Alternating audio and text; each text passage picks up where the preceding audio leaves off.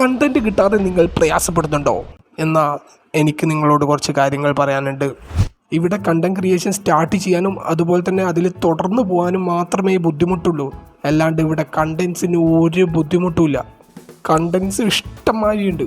നമ്മളുടെ തലയിലെ മുടി തൊട്ട് കാലിലിടുന്ന ചെരുപ്പ് വരെ നമുക്ക് കണ്ടൻസ് ആക്കാം. നിങ്ങളിപ്പം നിൽക്കുന്ന സ്ഥലത്ത് ചുറ്റും ഒന്ന് നോക്കുക. നിങ്ങളുടെ ചുറ്റും നിങ്ങൾ കാണുന്നതെല്ലാം നിങ്ങൾക്ക് ശരിക്കും പറഞ്ഞാൽ കണ്ടൻറ് ആക്കാം. ഇപ്പം നിങ്ങളുടെ മുന്നിൽ ഒരു പേനയുണ്ടെന്ന് വിചാരിക്കുക. ആ പേന ഏതാ കമ്പനീൻ്റെ എന്ന് നോക്കുക. എന്നിട്ട് ആ കമ്പനീനെ കുറിച്ച് വേണമെങ്കിൽ എക്സ്പ്ലെയിൻ ചെയ്തിട്ട് ഒരു കണ്ടൻറ് ആക്കാം. അതുപോലെ ഇപ്പം നിങ്ങളെടുത്ത ചെരുപ്പ് അത് ഏത് കമ്പനീൻ്റെയാണെന്ന് നോക്കുക. ആ ചെരുപ്പിനെ കുറിച്ച് എക്സ്പ്ലെയിൻ ചെയ്തിട്ട് ഒരു കണ്ടൻറ് ഉണ്ടാക്കാം.